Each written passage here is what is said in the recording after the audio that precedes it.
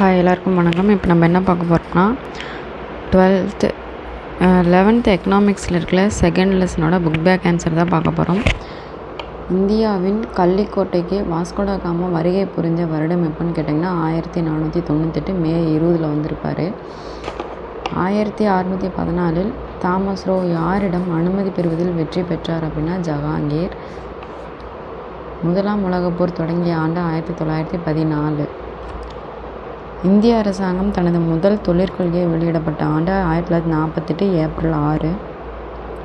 1956 ஆண்டு தொழிற்கொள்கையின் நோக்கம் என்ன அப்படின்னு பார்த்திங்கன்னா பெரிய நிறுவனங்களை முன்னேற்றுவது. அடுத்த கொஷின், இந்தியாவை ஆளும் உரிமை ஆங்கிலேய கிழக்கிந்திய கம்பெனியிடமிருந்து ஆங்கிலேய அரசுக்கு மாற்றப்பட்ட ஆண்டு 1858. ரயத்வாரி முதலில் அறிமுகப்படுத்தப்பட்ட இடம் எப்படிங்கன்னு பார்த்திங்கன்னா தமிழ்நாடு 1820 மദ്രാஸில் தான் இன்ட்ரடியூஸ் பண்ணியிருப்பாங்க. திட்டக்குழு அமைக்கப்பட்ட ஆண்டு 1950.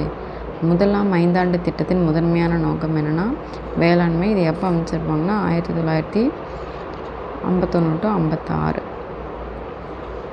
10ஆம் ஐந்தாண்டு திட்ட காலம் 2002 to 2007. 2016 ஆண்டுக்கான மனித வளர்ச்சி அறிக்கையின்படி 188 நாடுகளில் இந்தியாவின் தரம் என்னன்னு பார்த்திங்கன்னா 131. இது 2016 டேட்டா. இந்தியாவின் பசுமை புரட்சியின் தந்தை என்று அழைக்கப்படுவர் MS சுவாமிநாதன். 1961 ஆண்டில் நாட்டுடைமையாக்கப்பட்ட வங்கிகளின் எண்ணிக்கை எத்தனைன்னு பார்த்திங்கன்னா 14 வங்கிகள். இது எப்போ பண்ணியிருப்பாங்கன்னா ஜூலை 19, 1969. வங்கிகள் தேசியமயமாக்கப்பட்டதன் முக்கிய நோக்கம் என்னென்னா சமூக நலன். 12ஆம் ஐந்தாண்டு திட்டத்தின் முக்கிய நோக்கம் விரைவான உள்ளடக்கிய நிலையான வளர்ச்சி. அதே விரைவான மற்றும் அதிகமான ஒருங்கிணைந்த வளர்ச்சி அப்படின்னா 11ஆவது ஐந்தாண்டு திட்டம். இது ரெண்டுக்குமே இந்த ஒரு வேர்டு மட்டும் தான் வாசிச்சுங்க. இங்கே அதிகமானன்னு வரும், இங்கே நிலையான அப்படிங்கிற மாதிரி வரும். அடுத்தது ஆண்டு திட்டங்கள் செயல்படுத்தப்பட்ட ஆண்டு 1990 to 92. இந்தியாவின் மிக பழமையான பெரிய அளவிலான தொழில் பருத்தி. மனித மேம்பாட்டு குறியீட்டினை உருவாக்கியவர் யார் அப்படின்னா அமர்த்தியா குமார் சென் 1990.